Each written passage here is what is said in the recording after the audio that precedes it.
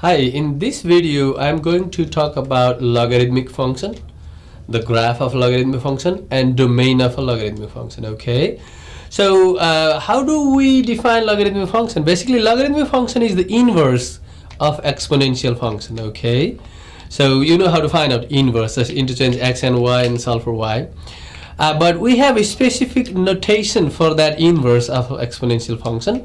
We write just log for that. Okay, so let's see inverse of exponential function. Let's suppose that y equals to a to the x, where a is greater than 0, is an exponential function, and I want to find the inverse of this exponential function. What do? You interchange x and y, right? You replace y by x and x by y. You got x equals to a to the y, and then you want to solve for y. How do you solve for y? That's where we write this. We use specific notation, right? What you do is the exponent equals to y equals to exponent equals to, you write log of the other side thing x, and that base goes to the base. We write exponent equals to log of the other side, and with base goes to the base. And how do we read it? It is read as y equals to logarithm of x with base a. Logarithm of x with base a. So this is basically the inverse of the exponential function, right? This is the inverse of this exponential function. So let's see how does the graph look like, because you know that the graph of the inverse function is basically the reflection of the graph of the main function about the line that goes through the middle, right? That is y equals to x. So here y equals to 2 to the x is an exponential function. So what would be the inverse of that? That is the logarithmic function. You can see that x is here, in place of a we have 2, right? So y equals to 2 to the x basically. So the inverse is y equals to log of x with base a. So the inverse of 2 to the x will be log of x with base 2. Okay, now how does the graph of this look like? The inverse graph will look like, because since this is the graph of y equals to 2 to the x, the inverse is just the reflection about this line. So the graph will look like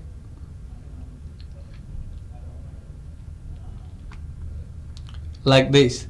That is y equals to log of x with base 2. Okay, so let me ask you this. What is the domain of the log x with base 2? So the domain is all the values of x, right? It never crossed the y-axis. So the domain is anything right to 0, right? So domain is 0 to infinity. For y equals to log x with base 2, the domain is 0 to infinity. So can you tell me the range? What are the y values here for y equals to log x? So y values is anything that goes from negative infinity to infinity. Okay. Now you see that domain of log x with base 2 is 0 to infinity. So log x, this log x has domain 0 to infinity, meaning that log is defined only for positive values of x. See, when x is negative or 0, log is not defined. So this is very important thing, okay? So log x is defined for x greater than 0. If this x is positive, then it is defined. Otherwise, the log is not defined. Okay, that is very important thing. We'll see one example here. So we want to find the domain and range of a function. Especially, one of the things that I want to note is, if you want to find range of a function, it is not easy to find range of a function. Usually, if you want to find range of a function, what you do is you find the inverse of that function and find the domain of the inverse. So the domain of the inverse is same as the range of the function, right? For example here, so what is the domain of the 2 to the x? The domain of 2 to the x is negative infinity to infinity, right? Because the values of x can go to extreme left and extreme right. So the domain of this is negative infinity to infinity, which is same as range of the inverse, right? So the domain of the main function is same as range of the inverse, and range of the main function is same as the domain of the inverse. What is the range of this? So the range of this is negative infinity to infinity, but what is the range of the 2 to the x? Is 0 to infinity, which is same as the domain of the inverse function, that is the log function there. Okay, so let's see one more example of that type. So here, find the domain and range of y equals to that. So the domain is easy to find here. For domain, so this log function is defined only if 2x minus 1 is greater than 0. So this must be positive for the log to be defined. Okay, so how do I solve this? Add 1. So you got 2x is greater than 1 and divide by 2. You get x is greater than 1/2. So what is the domain then? X greater than 1/2 means not equals to 1/2. It is greater than 1/2. So 1/2 through infinity. So this is the domain of the log function there. So how do I find the range? To find out the range, so what you do is you find the inverse of that. Okay, so to find out the inverse, we have y equals to log of 3 with 2x minus 1, right? And usually the range of the log function is always negative infinity to infinity. For the range, we find the inverse. To find out the inverse, what you do is you write x equals to log of 3 to y minus 1. So interchange x and y. Interchange x and y. Okay, so x equals to that thing. Now, okay, now let's see, how do I get rid of log here? Let's see here. You can write, if there is x equals to a to the y, you can write the exponent equals to log of the other side with base goes to the base, right? Now you can write this as that way. You mean, if you want to write without using log, write without using log, what you do a to the y, the base to the other side, that is a to the y. A to the y equals to x without log. So let's do that. You write 3 to the y equals to, you can see here, right? So to get rid of the log, what you do is 3 to the x equals to twice y minus 1, and then you want to solve for y. So add 1. So add 1, you get 3 to the x plus 1 equals to twice y, divide by 2. Divide by 2. You got y equals to 3 to the x plus 1 divided by 2. That is the inverse. So we want to find the range of the log function. The range of the log function is same as domain of the inverse function. What is the domain of this?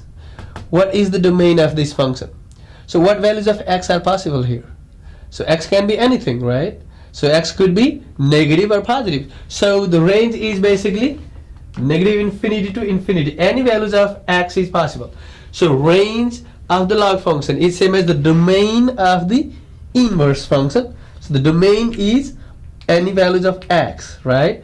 So here the domain of the inverse function is negative infinity to infinity. That's why range of the log function is negative infinity to infinity. Okay, so these are the final answer for that.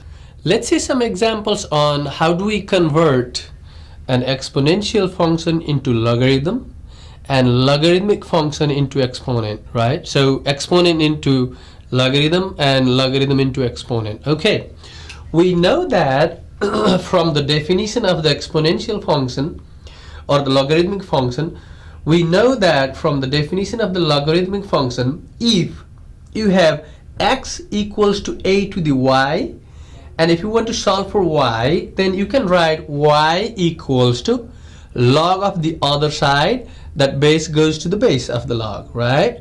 Y equals to log x with base a in that case. So can you use the same technique to write, if we know that 8 equals to 2 to the third, how do you write this using log? So it will be exponent equals to, so 3 equals to log of the other side, log of 8, that base goes to the base. Okay, how about this one?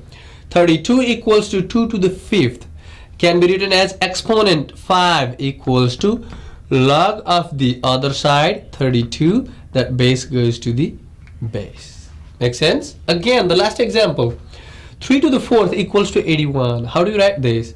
The exponent equals to 4 equals to log of the other side, log of 81, the base 3 goes to the base. So this is how you can write the exponent using log. Okay, the next example is, how do we write log into the exponent? How do we get rid of log? How do we get rid of log? Okay, so this is the rule. if there is y equals to log of x with base a, and if you want to get rid of log, what you do is you do base to the other side. Base to the other side, that is a to the y equals to, you write x without log. Base to the other side equals to x without log. A to the y equals to x. Okay, let me do this example. If you have 2 equals to log of 16 with base 4, how do you write this without using log? You write base to the other side equals to 16. 4 to the 2 is 16, right? Yes. Now how about this? You have negative 2 equals to log of 0.01 with base 10. How do you write this? You write base to the other side equals to 0.01, or you can just write 0.01. That's the same thing. Okay, now let's see this one. So how do you solve this for x? So x equals log of 8 with base 2, right? So how do you write this without using log first? So it is like 2 to the x equals to 8, and you want to solve for x there, right?